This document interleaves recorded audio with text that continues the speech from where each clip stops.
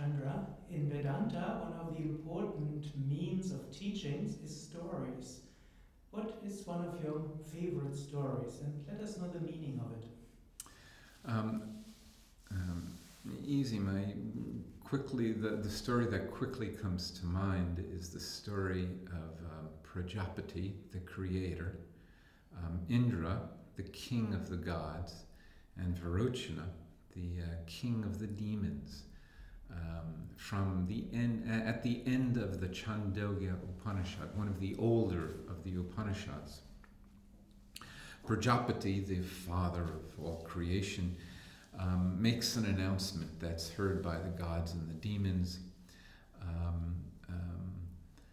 He who wants to fulfill all desires and obtain all the worlds, come and listen to this teaching. I will teach you this knowledge by which you will obtain all desires and all worlds, fulfill all desires and obtain all worlds. So Indra from the gods and Virochana from the demons came and sat at Prajapati's feet and said, "Please teach me." Prajapati said, "Wait a minute, you not so fast, please. You must serve me. You must show that these teachings are valuable. You must become fit recipients for this teaching. And not only must you serve me, but you must be celibate for 32 years. These teachings must have a high priority in your life, more than anything else, no distractions." So both Indra and Virochana agreed. They spent 32 years celibate serving Prajapati, at the end of which time Prajapati said, "This body, this empirical body, that is yourself. That is what, knowing which you will fulfill all of your desires." They both went back to their respective worlds. Virochana told the demons that the body is all that there is. It's the basis of all reality, and the demons rejoiced. Indra went back, and before he conveyed this to the gods, the other gods, he reflected, he inquired. He said, "How can this empirical self fulfill all my desires? I have a fear. I fear death and destruction. That's not what I'm looking for." And he goes back to Prajapati. He said, "Prajapati, please, I appreciate your teachings, but I have doubts." And he expressed his doubts, and Prajapati said, "Very, very, very, very well. So you've inquired well. Stay with me another 32 years. Service and celibacy."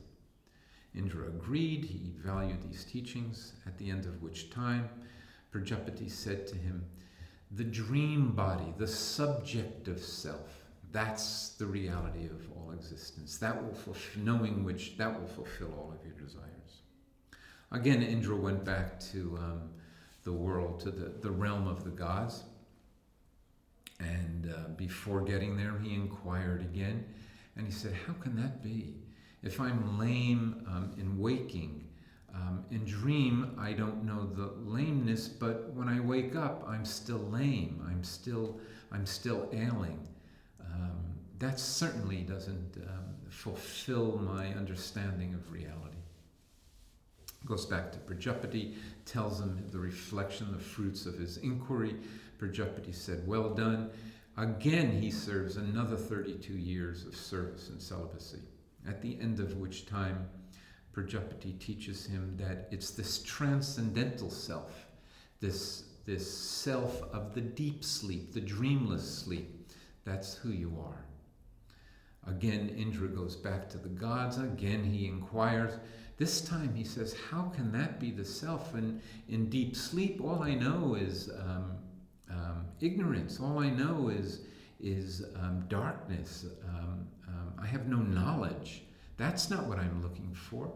That's akin to death. What good is this darkness?" Again, he goes back to Prajapati, tells him his inquiry. This time, Prajapati, with a little more compassion, says, "You are close. 5 more years of service." and celibacy. And again, Indra concedes. Finally, at the end of this 5 years, Prajapati said, this absolute self, that which is contained within all three selves, within the empirical waking self, within the subjective dream self, and which is contained in this dreamless sleep, this transcendental self, that is consciousness. That consciousness that exists in all three states, that indeed is who you are. It is bodiless, just like the wind, and just like the thunder, just like lightning. And yet, which all three, which come from space. Just like space, consciousness pervades everything, all these states, and that which exists at all times, under all conditions, that is what's real. That is who you are. And that's the message, the story that